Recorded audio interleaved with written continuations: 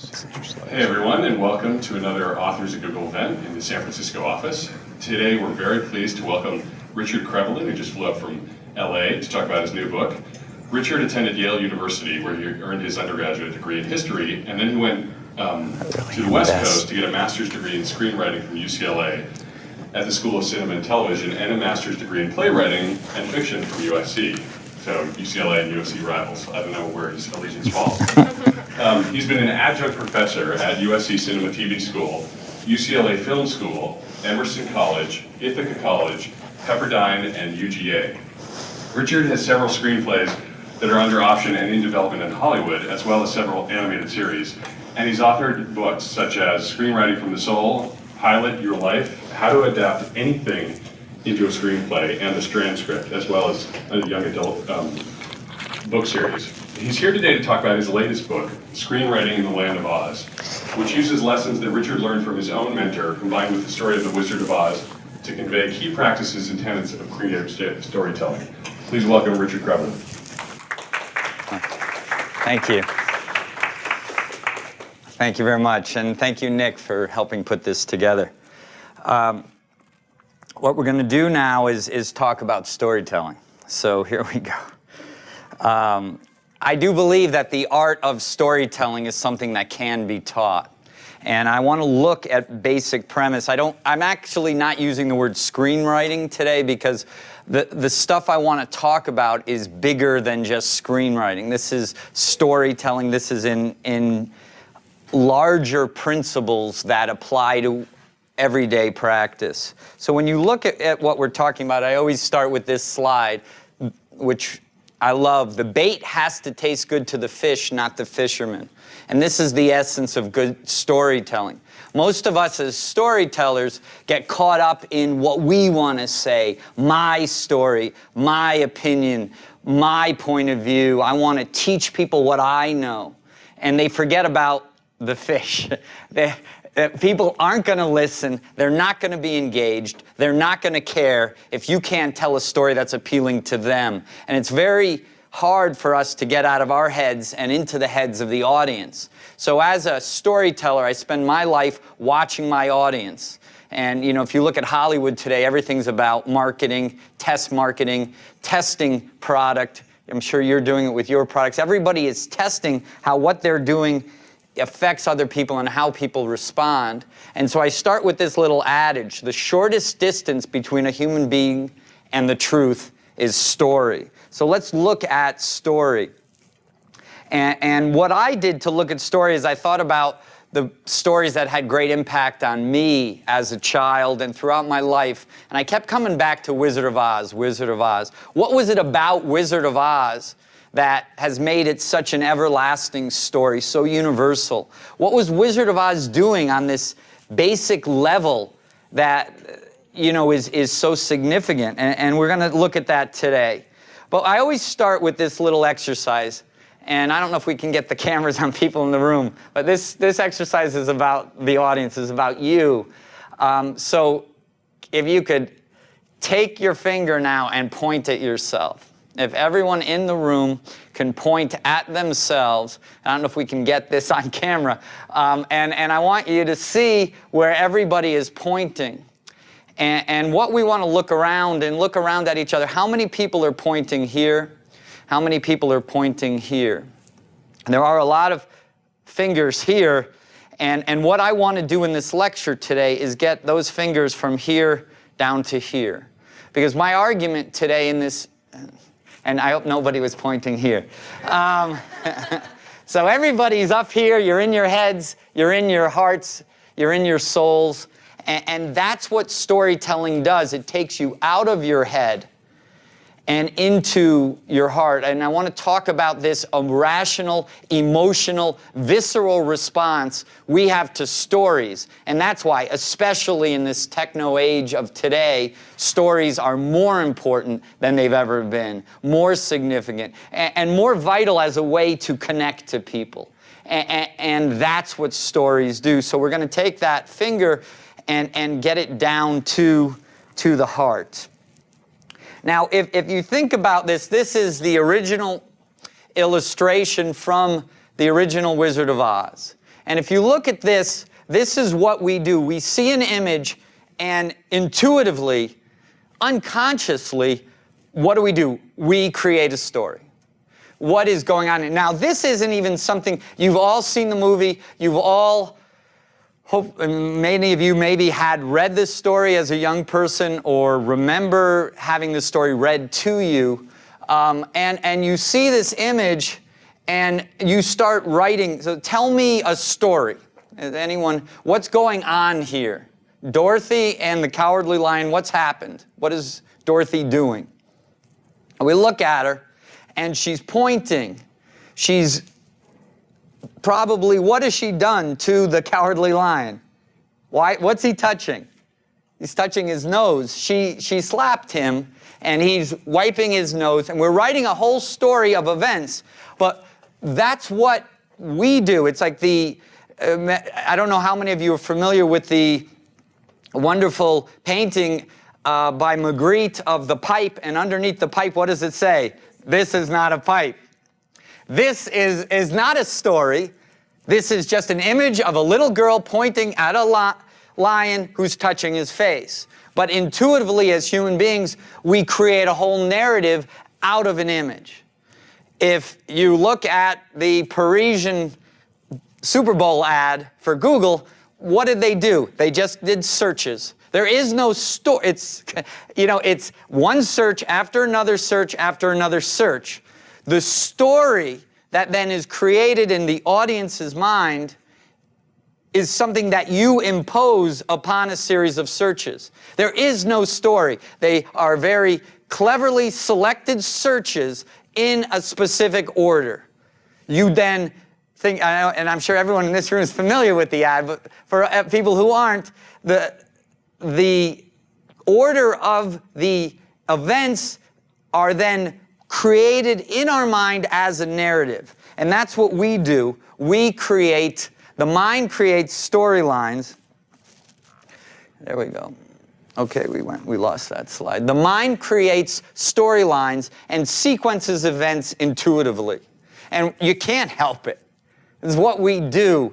Tell me about getting to work today. Well, no one would say, do it as a bullet point. A, got out of bed. B, brushed my teeth. C, you would tell a story. Oh my God, it was amazing. I got on the BART and there was this huge line and this really stinky guy sat next to me and then I missed my stop, and you tell a story about the events, and that's how human beings relate information. We create narratives out of discrete events. And that's what's fascinating to me, how we then can use information. Information is costly to obtain, costly to store, costly to retrieve. But information that is coded within a narrative sequence is retained. And that's what's become kind of my life mission. I love this concept of the list tribe versus the story tribe. If you take these members of a tribe and you say, half of the people in this picture, the characters in this picture, are in the list tribe. And let's make Big Bird the leader of that tribe. Big Bird says to his people in this tribe, here is a list of things to do. Okay? And then we'll go back. Let's go back to the beginning of time and do it this way. It's probably even more interesting. There were two tribes of human beings originally, millions of years, a long time ago. I'll just say a long time ago. One tribe, the leader said, if you see a lion in the savannah, here is a list of things to do. First, A, walk away from him. B, try to get into a tree. C, stay in the tree. The other leader of the story tribe turns to his people and says, this is the story of how I avoided being eaten by a lion. And he tells a dramatic, compelling story. That story obviously is retained by the people in his tribe. And then when the lion appears a year later, when they're all alone in the middle of the savannah, they remember the story. The people who had the list forget the list. We always forget the list. So genetically, I'm arguing that all of us here today are members of the story tribe. That everyone in the List tribe was genetically eliminated because they were eaten by lions. Okay, so the gene pool, we are, in fact, hardwired to remember stories. And we lose sight of that in this age of bullet points. So I did not write my book in bullet points. We do not convey information to each other in bullet points. We convey information to each other on a daily basis in stories. Oh my God, you got to hear what happened to me today in this meeting. Oh my God, I had the most amazing date last night, and you tell a story. And that's what we do, but it's something we take advantage of, and we stop and we don't really think about the roles stories play in our lives. And so the last 20 years of my life, I've become obsessed with stories and looking at them and studying them and figuring out why they're so significant, how I can tell them better, and then how I can teach other people to create more interesting stories. And the best stories are about usually one thing.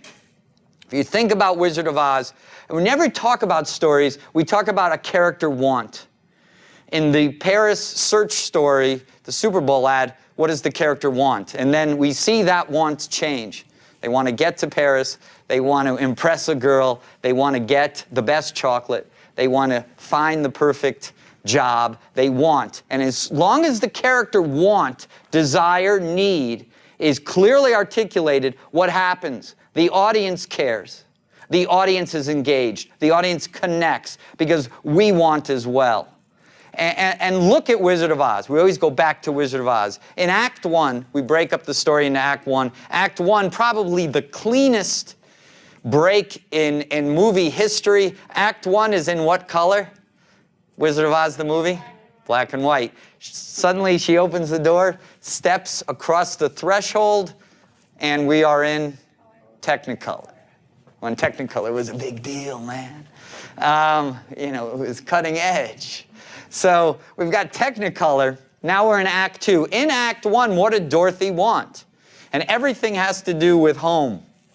It's a story about home. That's the main concept in this. In Act 1, Dorothy wants to do what? Run away from home. Now she achieves that goal only to be thrown into a different world. And then now, once she's achieved Technicolor brilliance, what does she want to do? Get back home. And what's so interesting in this story is something I call the broomstick engine. What drives the story, in order to get back home, what does the wizard say to her? Bring me, I heard it, the broomstick of the Wicked Witch of the West, okay? Bring me the broomstick. So I say all stories, especially in the middle, need what I call a broomstick engine. They need a device that drives the story forward. Okay, so in your story, what is that thing that the main character wants? And in achieving that thing, they can achieve their ultimate goal. Bring me the broomstick and I will what? Get you back home. So the broomstick is a device, and you can hear sometimes it's called a MacGuffin. It is that object. In sports stories, we want to win the big game. That is the device that drives the story. In romantic stories, you want to win the love of the romantic partner. So we see this thing, Dorothy wants to run away from home, then she wants to get back home. She realizes in order to achieve that goal, she needs to get the broomstick. The question then becomes, the whole story is about achieving this goal. And what happens to the broomstick? I don't know, there's like a janitor in Oz that's using it today or something. I mean, nobody knows. What you realize is you create in stories devices to drive the story forward. But that is merely a device. That in fact, it's not something of real enduring value. It's something that is of metaphoric value to push the story forward. So this whole thing's about getting the broomstick. She gets the broomstick, and we realize that's just a device to get her on an emotional journey. And that's what we're going to talk about, this idea of emotional journey. And so we begin with characters, though. If we don't care about the story unless and only if we can make people care about the characters. So you have this issue. And I go back to this idea of characters and story. The metaphor I use, the story I use to tell this is, if we think about the Ten Commandments versus the story of Moses. Now, I don't know how religious a group we have here today, but I've done this all around the world, and everyone knows the Ten Commandments, many of the Ten Commandments. I'm not saying everyone follows them, but most of us know, and I used to live in the South, and they've had the Ten Commandments on their front lawn, and they had the right to do that, and now you don't see the Ten Commandments all over the place, but we all know there's a lot of thou shalt not murder, thou shalt not commit certain things. And I've never been able to do a lecture where I've had a room of people who can all tell me all 10 commandments in the order that God gave the commandments to Moses. It's not something, we know most of the 10 commandments, hopefully all of them, but I can't tell you the order that they were given unto Moses by God, okay? However, if I give you 10 moments in the life story of Moses, okay? He receives the 10 commandments. As a child, he's drawn out of the reeds, okay? He grows up in the Pharaoh's court. He frees the people. He parts the Red Sea. He gets to the promised land, okay? 10 different moments. Everyone, everywhere I go can say, well, that's easy. The story begins with the baby being drawn out of the reeds, growing up in the court, the plagues, he leads the people out, he parts the Red Sea, he gets the 10 commandments, and he gets to the promised land, but he's not allowed in. Well, stop. Why is that easy? Why is that natural? And this was a revelation to me. I hope it signifies something to you, that we as human beings have this hard wiring. We have this innate ability, and we are created that we remember stories in a certain sequence. There's a causal effect. This action leads to this action. We are drawn to that. And when we see the 10 Commandments as a list, it's very hard for us to retain that information. If this is of interest to you, there are tons of neurocognitive studies that have come out in the past 10 years proving this to be true and showing how the brain is literally constructed to retain stories. And so when we realize this, then we realize this is how we connect with others. And we look at this rise of something that a lot of people are talking about today, which is these mirror neurons, and how even if we experience a story about someone dealing with tragedy, the brain doesn't differentiate between tragedy really happening to us and seeing a story about someone experiencing tragedy. So we do what? We cry even though it's not really us experiencing that tragedy. And as a result of having that emotional response, we connect. And a lot of my work then over the past couple years has been creating what I call brand narratives, or emotional. And that's what's I found so brilliant for the Paris Google search story, that a series of searches structured in order gave me an emotional response. When you see the crib and the baby coming out of these two people, we've never seen any faces, and it's not called a series of searches, it's called a search story, because there's movement, we connect to the characters, and that is happening here. It's not happening on screen. This is what we do, and it's so amazing to me how we, as Homo empathicus, or Homo narrativus, story guys, story gals, story people, we as human beings intuitively create stories, and it's awesome to talk about. And good stories play off stored human responses. Stephen King knows if he structures his story a certain way, he's going to create terror in his audience. We're going to want to keep turning the pages. And that's what good storytellers do. Think of the magic of that. And that's what's not spoken of.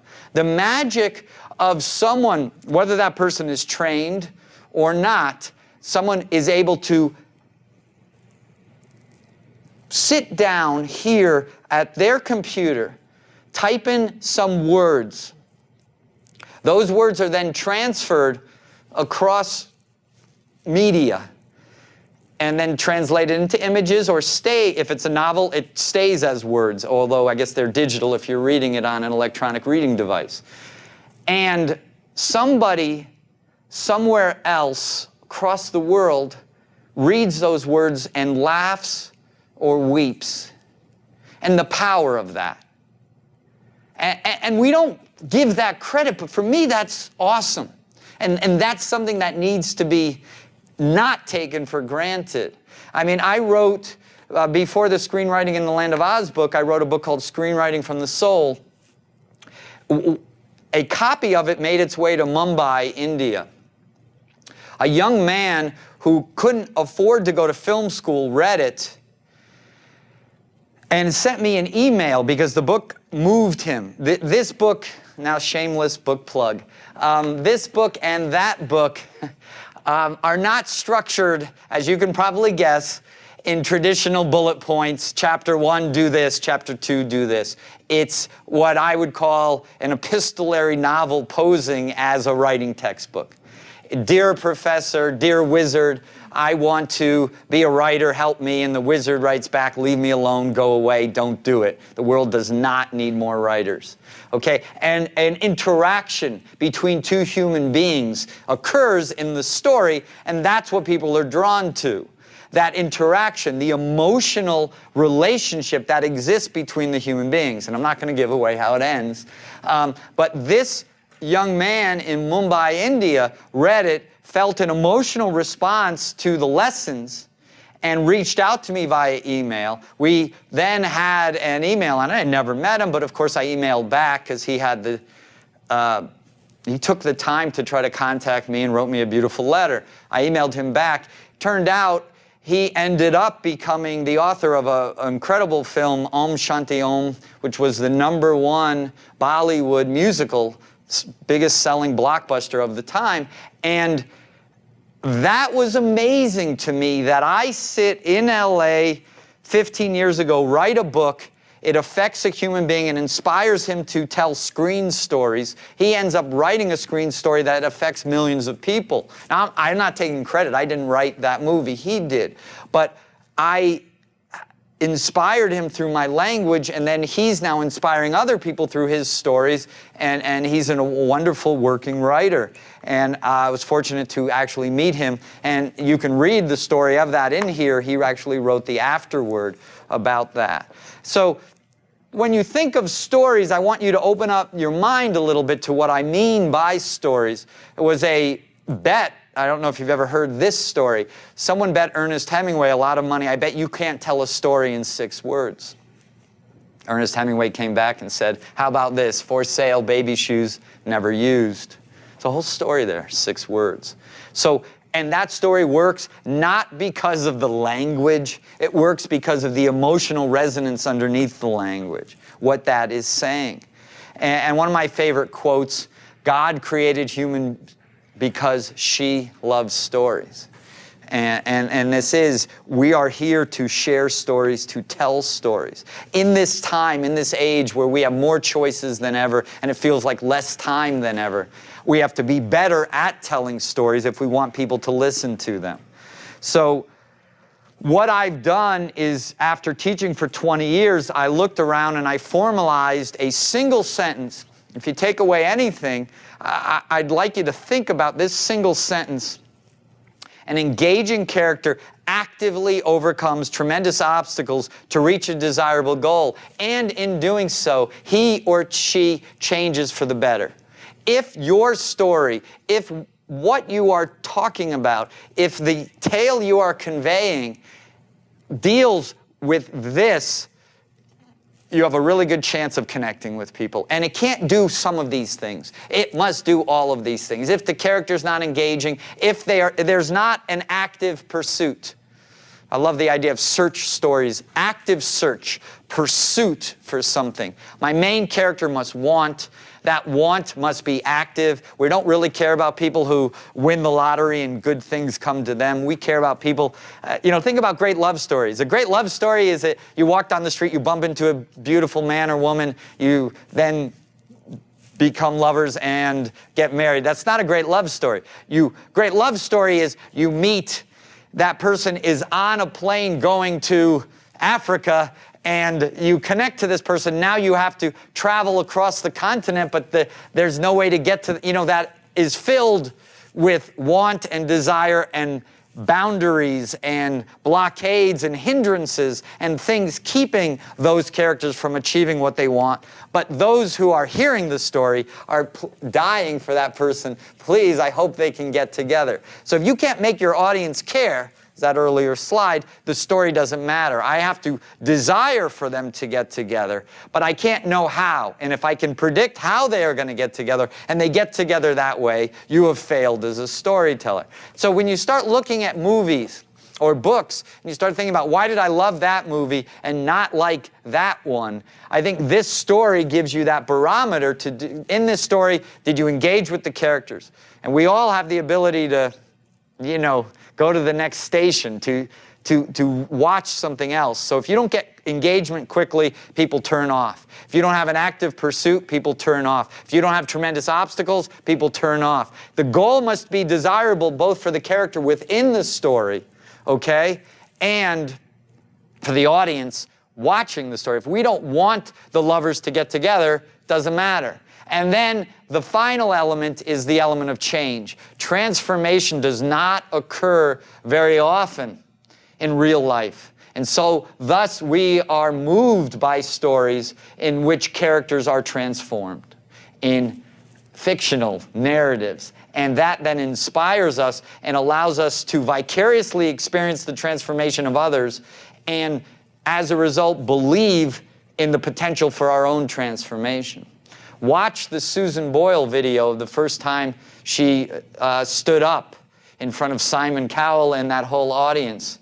And we see, and what song did she choose? I Dreamed a Dream. It's a song of transformation. And everyone laughs at her.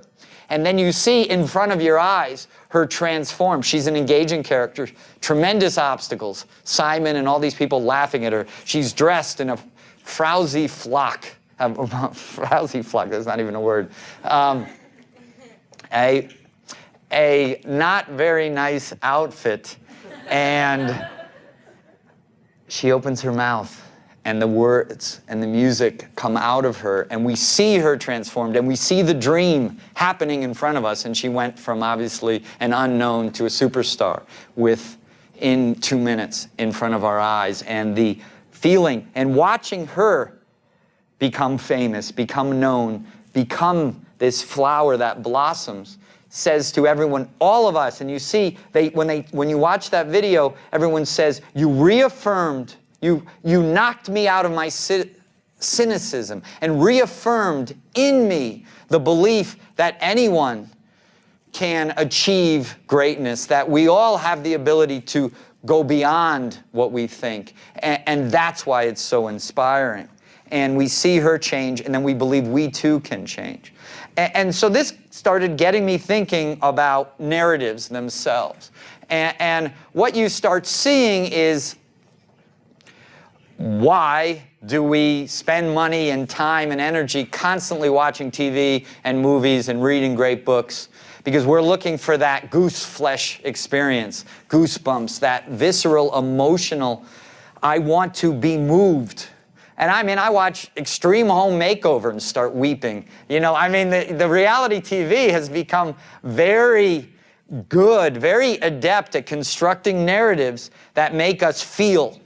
And that's what narratives are there for. We have gotten to a point in our society where we think narratives are there to talk about important information that people need, and we are losing sight of that all that stuff. Everything in a story is merely there to create and convey a deeper emotional response, a theme. We like a story because it made us weep, it made us feel, it made us have an emotional response that we don't have very often. You think even about why do we, I would argue that most people go to a football game, a baseball game, to cheer for their team. And if their team wins by many points, many runs, who care? What, you don't care. But you go because you're hoping for the drama. My team is down in the bottom of the ninth. My hero steps up. And there is inherent narrative structure in sports. The back and forth movement between the players is amazing to think about. We go because we want to feel, we want to cheer, we want to have that moment where at the end someone does a spectacular play and we win at the last second, and we have that response, and that's what's so exciting to us. And we want to go back to the stadium and re-experience that with other human beings in a communal environment. And even if we can't go to the stadium, we invite friends over to re-experience that communal, visceral experience that is just a more clean version of the gladiatorial stadium of years gone by. So this is what we do. We construct stories that allow us to convey moral lessons of the potential for human transformation. That's what I see. So now if you look at Wizard of Oz, you see this happening. And we'll do your Wizard of Oz quiz now. At the end, what is the Scarecrow given by... he is given something, a token, an image, a gift by the wizard. What is he given? Do we remember? Just yell it out. What? Well, he's given an image that represents brain power, which is a diploma. Okay? So the Tin Man is given, remember it ticks? A heart. He's given a ticking heart. And the Cowardly Lion is given a medal, a badge of courage. Not the red badge of courage, but a badge of courage. So what happens is they're given tokens. This is a story. In stories, we have, objective correlatives. We have objects that correlate to. We have metaphors. But what is really going on, these are just things that are handed to them post facto. By the time the Scarecrow is given a diploma, what has he already done? He's already proven to everyone that he what? He's smart. He acts with intelligence to save Dorothy. Okay? So the Cowardly Lion is courageous in his efforts to help Dorothy achieve her goal. So these people don't need the things. By the time they're given them by the wizard, they're merely badges representing the actions that have already occurred. But in stories, those actions are what? They're abstract. When we act with courage, there's no way to really indicate that. So we put something on our chest to indicate this person, this lion, has acted a certain way. We have to find physical, especially in film, physical embodiments of abstract emotional states that have been altered. Because the truth is, the lion at the beginning and at the end looks exactly the same. So if you have a story that takes place in a short period of time, you have to find physical embodiments of things to indicate that emotional change that has occurred inside. Okay? So I'm going to go for a few more minutes and then we'll take questions and talk. Another thing that was amazing to me when I looked at Wizard of Oz is simply this idea that in the book, and a lot of you probably have never read the book or read it many years ago, in the book, did anyone remember at the end, this moment at the end? In the book, the Wicked Witch wants Dorothy's shoes. And Dorothy gets really upset when she's trying to take her shoes and she throws water at her to make her stop. In the movie, we all know what, remember? What is she doing? The Wicked Witch, the Scarecrow is standing right next to Dorothy. Okay? What does the Wicked Witch know about the Scarecrow? He doesn't like something, and that is fire. Okay? So she is about to set the Scarecrow on fire, and Dorothy throws the water onto the Scarecrow. So look at the difference between the two. Which one is more powerful? Trying to protect shoes that you like, or trying to save your best friend? Okay? It's pretty clear. The movie achieves more because it's an emotional value, moral thing. You're trying to save this, I can't say a human being, I guess, but the scarecrow, her friend, that's the best way to say it, versus just trying to save they are cool shoes. And in fact, the shoes are silver in the book, and it was only MGM that made the shoes ruby red, and that was because they look better on film. So there you go, little trivia moment. So then you see thematically, we are told all you have to do is knock your heels together 3 times, command the shoes to carry you wherever you wish to go. Now, if she knew this at the beginning, there wouldn't be much story, number 1. And number 2, what you see is she had to have gone through this journey in order to learn this and understand this. So you see then Dorothy took Toto up and says goodbye and says, take me home. So you see that word reappear. Home, home, home. This is a story about home. And we were talking about baseball before. It's the same metaphor. What do you do in baseball? You're trying to get back home. So this is the journey. The end of the journey comes full circle where she started, but she is not the same person when she returns home. Okay? So that becomes, a little primer on Wizard of Oz and the elements that are significant to me. And I took those elements and used them to demonstrate what I value in storytelling, and did that through the book Screenwriting in the Land of Oz. And I'm running out of time, so I will stop. I love this, so I can go, keep going. But I don't know, some of you probably have had a chance to read the book, others haven't. But anything I've said about storytelling, screenwriting, any of these concepts that came up now, we have about, what, 10 minutes or so? About 10 minutes. And if you ask questions, Richard, you can just repeat it. So Yes, I'll repeat the questions in. So anything, I went really fast. I love doing this and had a lot I wanted to share with you. And obviously I'll stay after if you want to talk further about anything. Yes? How do you think storytelling is different or similar from novels to screenplays? Well, that's what you see. That's why I did that slide about what Dorothy does in the novel. Okay, the question was, how does I just promised to do it and then I failed to do it. Look at that. Liar! He's a liar! How is storytelling different in novels versus film or screenwriting? Well, what you see, I do this, sometimes I do lectures on working across the genres. And the way I really, this is minimalistic, but I reduce, when you think about screenwriting films, it's a visual medium. And it was funny, this question was, the lady sitting in front of me said this, and it was amazing that you bring this up. The lady, her daughter was reading a book, she said, and didn't want to finish it. She said, I'm not going to finish it, Mom, I saw the movie, I know what happens. And then the mother looked at her and said, but you need to, because only by reading the book will you see what the characters were thinking. I was like, that's cool. I don't know who she was, I didn't talk to her or anything, but that's what, so novels are psychological. We're allowed to get into the heads of the characters, and if you're interested in human motivation, that's why you go to the novel. And if you look at the great, not like a Dostoevsky, A Crime and Punishment, it makes a bad movie. I mean, should I kill this old lady? Should I kill this? Oh my God, okay, kill. And now I've killed her. Oh my God, I killed this old lady. Oh my God, I killed. And it's Russian guilt. And it's an amazing novel because it died, but it's like not much happens. Should I kill her? I killed her. Oh my God, I killed her. That's the, you don't have to read it now. That's it.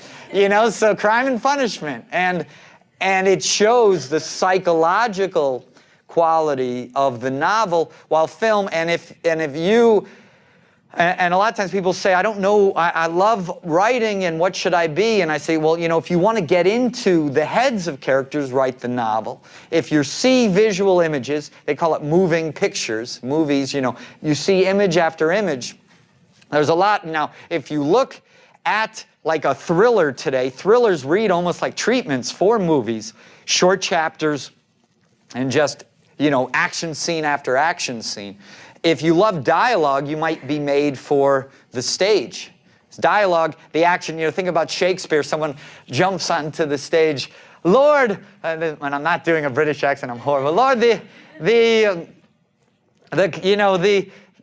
King, the people have just revolted, thousands are dead, this thing, so the action happens off stage, someone runs onto stage, tells of what's happened because we can't see this. In the movie, we would obviously see it, and then we respond to that on stage, and everything can take place in the living room or the king's court.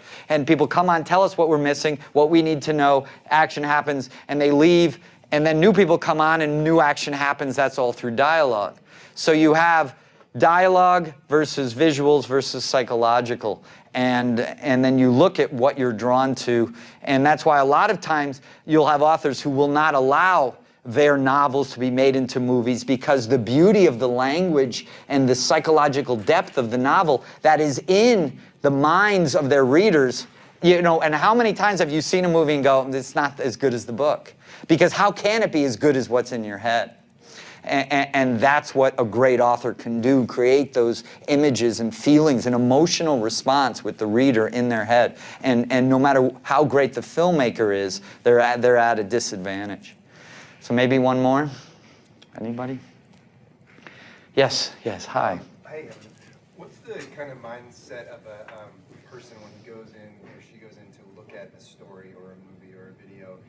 In what are they open to in how it maybe differs from other interactions, like a, I don't know, business interaction or a sales interaction? When you're going in to be entertained, I'm just wondering from a writer's perspective. Well, okay, it's a great question. What is the difference between the way someone approaches a piece of entertainment, a novel, a movie, versus the way essentially they approach life, going into a business meeting or a dinner party?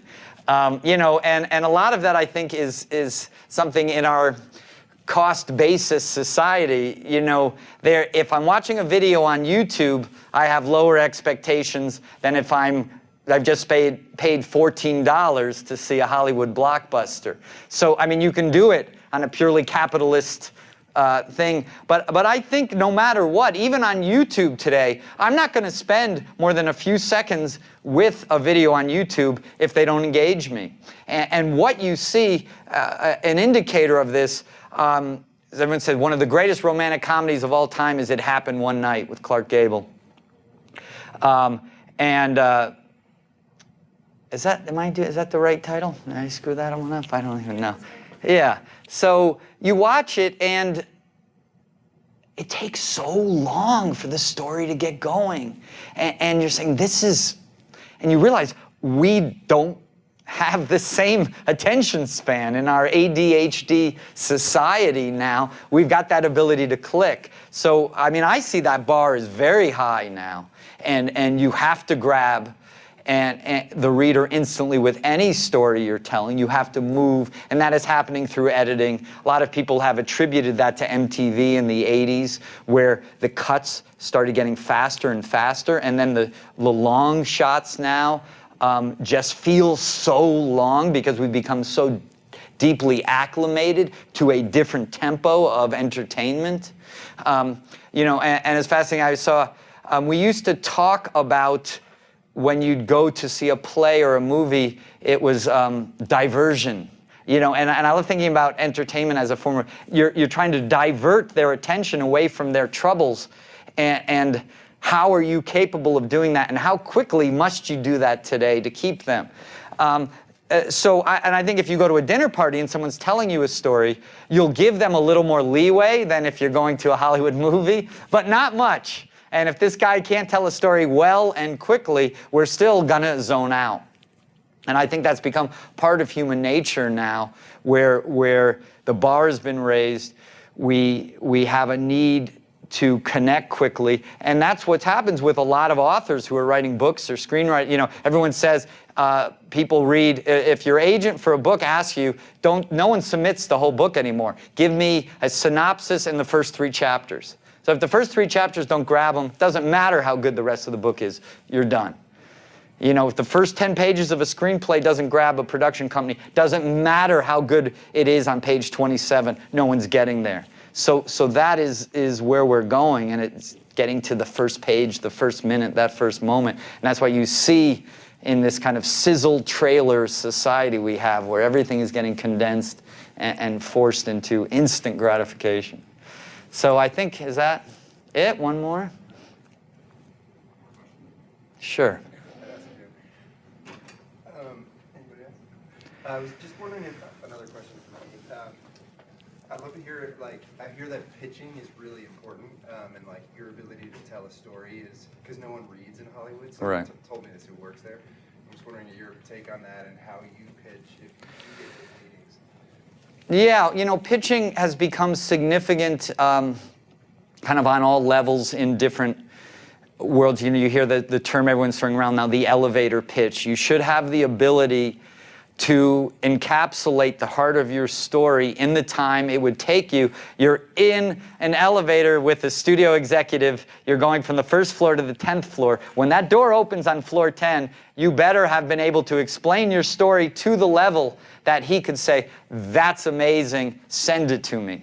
So we've gotten, it's in keeping with your first question, we've gotten to a world where, and this is what the term that you hear thrown around is high concept. Can you articulate your story in 1 or 2 sentences? And are those 1 or 2 sentences compelling enough so someone says, oh my God, I need to see that, send that to me.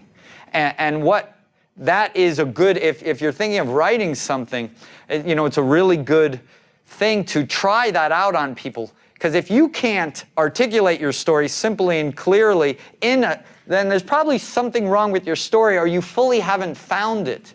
And if then you share those sentences with others and they don't care, you know you're in trouble. And so I always ask for the, oh my God response. You tell them, I have the true story of a lawyer who took on the mob and brought down the biggest gang in U.S. history. And someone says, oh my God, I got to see that. You know, that's what you want. And you think about the great movies that aren't adaptations. You know, I mean, obviously, Iron Man, we know what Iron Man is because of the comic book. But the original movies, and you know, the world's greatest oil drilling team has 72 hours to save the Earth from an asteroid the size of Texas. Okay? I get it. I want to see that. Obviously, it has been made already. But that idea of articulating your story and then telling it with passion, and then what happens is you tell it simply in 1 or 2 sentences. The passion and the idea is so compelling, people ask, tell me more.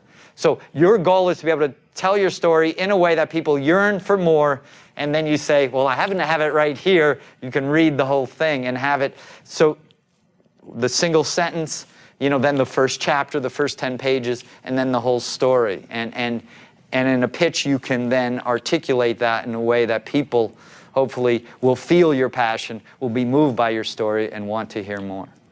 Thank you so much. Thank you all.